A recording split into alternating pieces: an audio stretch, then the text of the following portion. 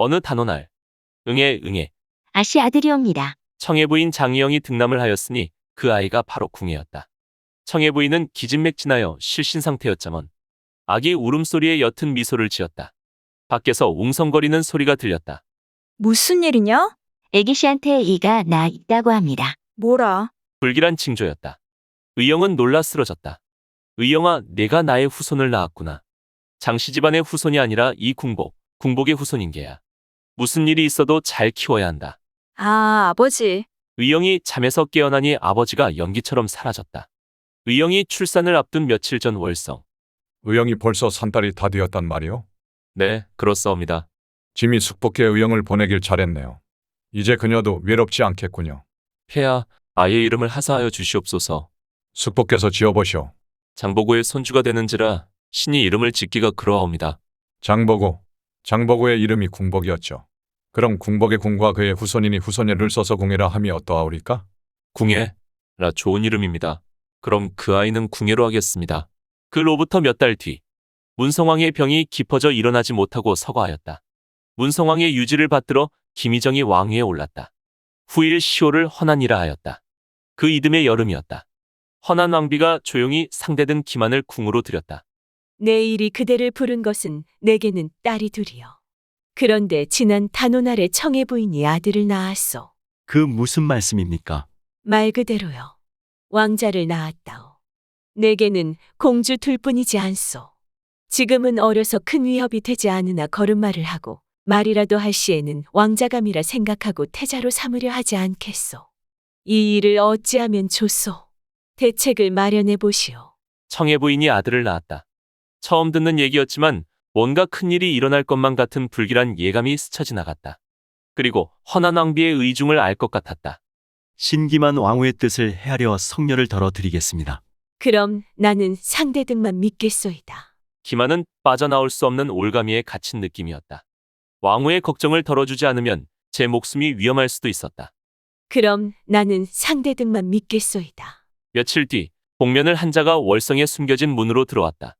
같은 시각 청해 부인 처소 옆 정각에서 불이 치솟아 궁녀들이 그리로 몰려간 사이에 의영의 처소로 들어갔다. 의명의 목에 칼을 겨누며 자객은 아이를 빼앗아 안고 달아났다. 아이를 살려주세요. 의영의 울부짖음을 듣고 달려온 유모는 서둘러 자객을 따라갔다.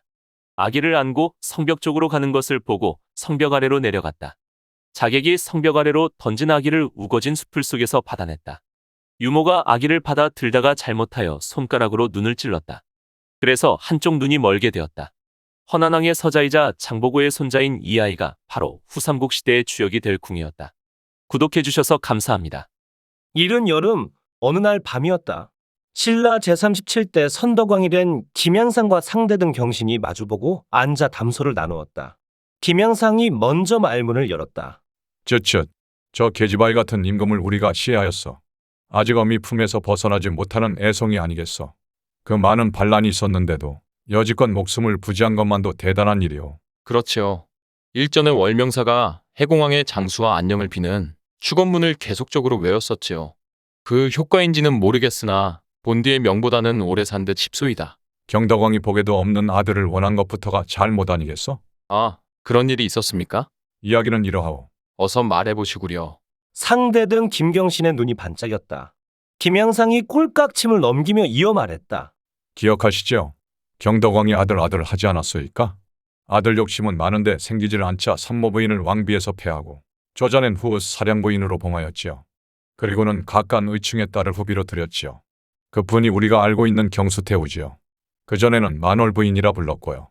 경수태우도 오랫동안 태기가 없었는데 왕비에 책봉되고 15년이 흐른 뒤에 어렵사리 임신을 하게 되지 않았겠소.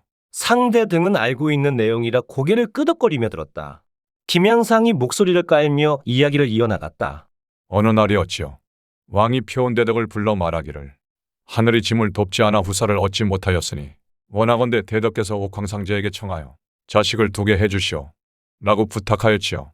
표온대덕이 하늘로 올라가 천재에게 고하고 돌아와서 아뢰기를 천재께서 말씀하시기를 딸을 구하는 것은 가능하지만 아들은 마땅치 않다고 하였습니다. 라고 경덕왕에게 고하였지요. 상대등은 김양상의 구수한 입담에 빠져들어갔다.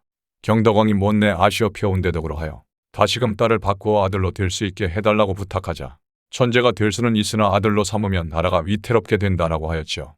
김양상은 숨이 가쁜지 잠시 뜸을 들였다. 그리고 어찌 되었습니까? 상대 등 경신이 이야기를 재촉하였다. 천재의 이야기를 전해 들은 경덕왕이 나라가 비록 위태롭게 되더라도 아들을 얻어서 후사로 삼으면 족하겠소 하며 다시금 부탁을 하였습니다. 이리하여 경덕왕 15년에 만호랑비가 태자를 낳으니 왕이 기뻐 어쩔 줄 몰라 하였지요. 그렇게 시간이 흘러 태자 8세에 이르러 왕이 승하하고 태자가 즉위하니 그가 바로 해공왕이지요.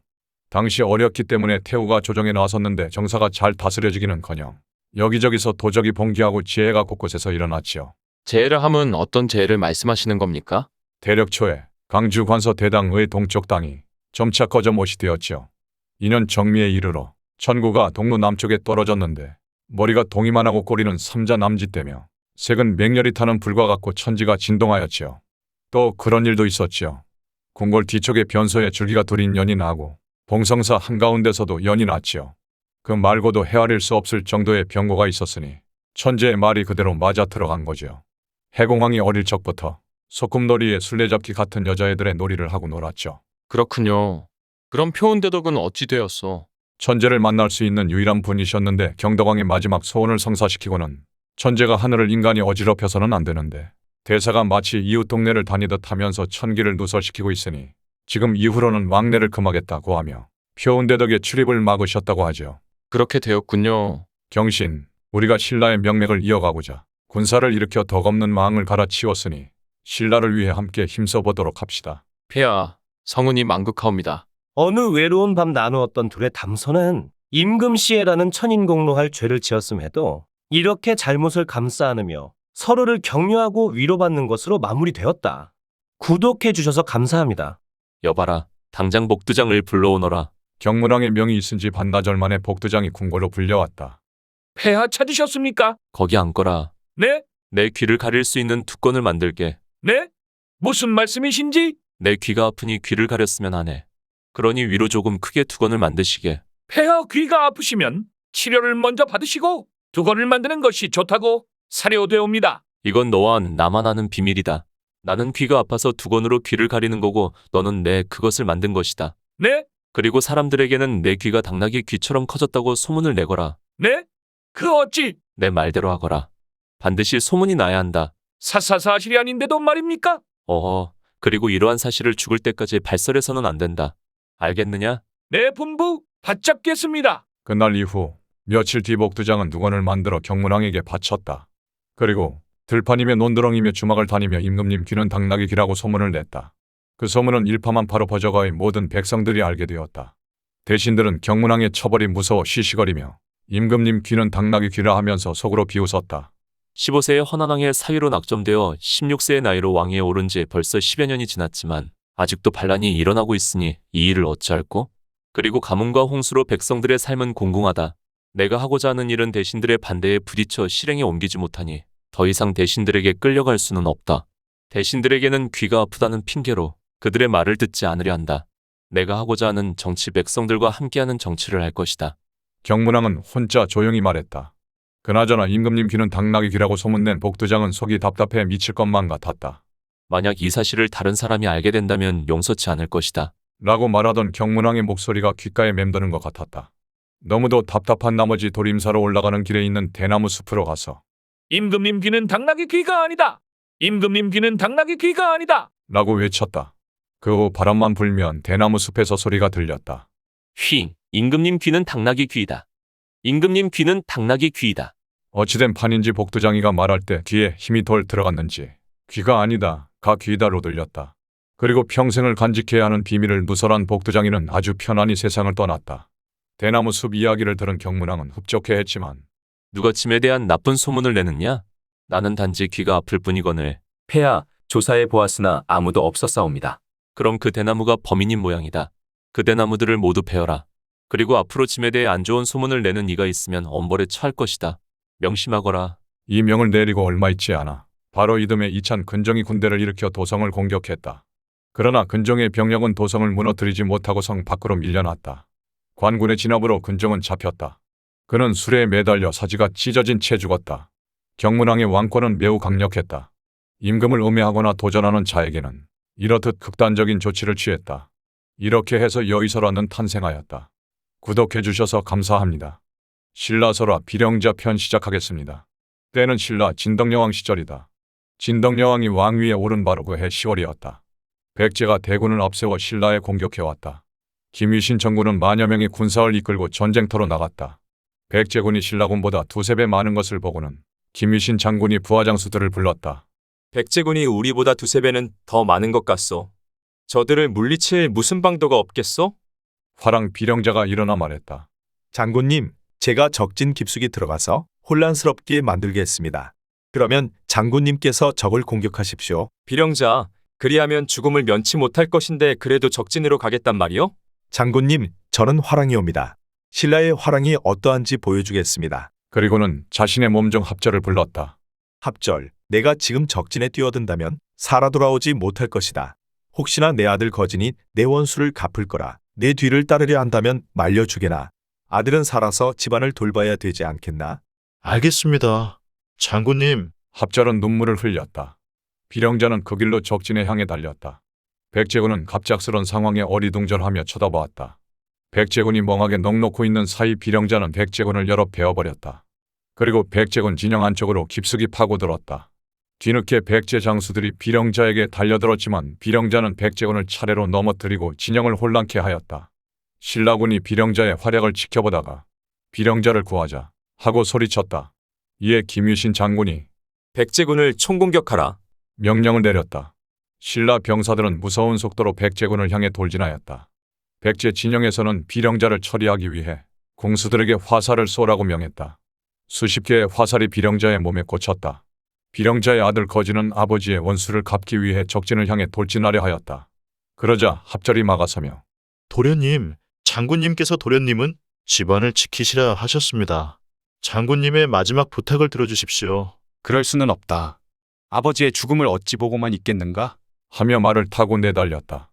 용맹스럽게 백제군의 진영을 누비며 백제군을 쓰러뜨렸으나 아버지 비령자처럼 온몸이 화살바지가 되어 쓰러졌다. 신라군에서는 비령자 장군의 죽음을 헛되이 하지 말자. 거진 장군의 용맹스러움을 잊지 말자 하며 백제군을 향해 돌진하였다. 비령자와 거진 장군의 희생이 신라군보다 3배나 많았던 백제군은 신라군에게 패하고 말았다. 백제군은 수천 명의 군사를 잃고 후퇴하였다. 전투가 끝난 뒤 김유신 장군은 자신의 갑옷을 벗어 비령자와 거진의 시신을 덮어주었다. 소식을 들은 진덕여왕도 비령자의 후손들에게 벼슬을 내렸다. 구독해 주셔서 감사합니다. 신라설화 손순의 돌정 시작하겠습니다. 때는 신라 제42대 흥덕왕 시절이다. 손순이라는 농부가 있었다. 헐어머니와 아내 그리고 아들과 함께 가난하지만 행복하게 살고 있었다. 손순은 부지런했지만 집이 가난해서 매일 끼니를 걱정해야 했다. 손순은 받은 품삯으로 어머니께 드릴 밥과 고기를 샀다. 손순은 날이 갈수록 연로해지는 어머니께 잘해드려야겠다는 생각밖에 없었다. 어느 날이었다. 품삯 대신 흰밥이랑 고깃국을 받아서 집에 와서는 어머니 밥상에 올려드렸다.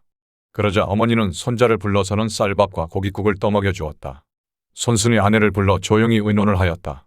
어머니께서 몸이 연로하셔서 식사를 잘하셔야 하는데 늘 손자를 먼저 챙기시니 어머니의 건강을 해칠까 염려돼요. 그러게요. 이 일을 어찌하면 좋습니까? 그래서 말인데 어머니는 한 분밖에 안 계신데 우리 아이 밥을 챙겨준다고. 어머니께서 배를 고르신다는 것은 말이 안 되니 이참에 아이를 산에 묻읍시다. 아이는 또 낳으면 되지 않소. 손순의 아내는 손순의 말에 눈물만 흘릴 뿐이었다. 아침 똥이 트자 손순은 삽과 곡괭이를 들고 아내는 아들을 업고 산속 깊은 곳으로 들어갔다. 손순이 전날 미리 가본 곳에서 걸음을 멈추고 땅을 파기 시작했다. 아이를 업은 아내는 소리 없이 눈물을 흘렸다. 땅을 파던 손순이 갑자기 일을 멈추더니 딱딱한 것이 있는데. 네? 뭐예요? 아내가 눈물을 닦으며 물었다. 손순이 괭이로 조심스럽게 그곳을 파헤쳤다. 그러다 땅에서 나온 것이 돌정이었다. 땅에서 돌종이 나온 것은 보통 일이 아닌 듯 하오. 네, 귀한 종 같아요. 부부가 서로 눈을 마주치며 말했다. 자식을 버리면 안 된다는 하늘의 뜻인 것 같소.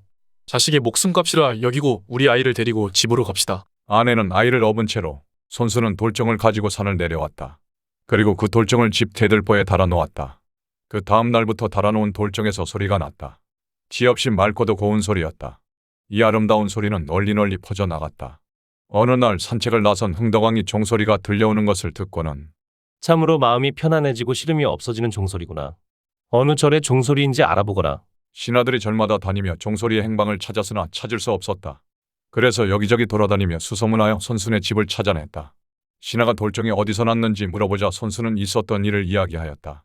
손순의 효성에 감동받은 신하는 흥덕왕에게 손순의 사연에 대해 고했다.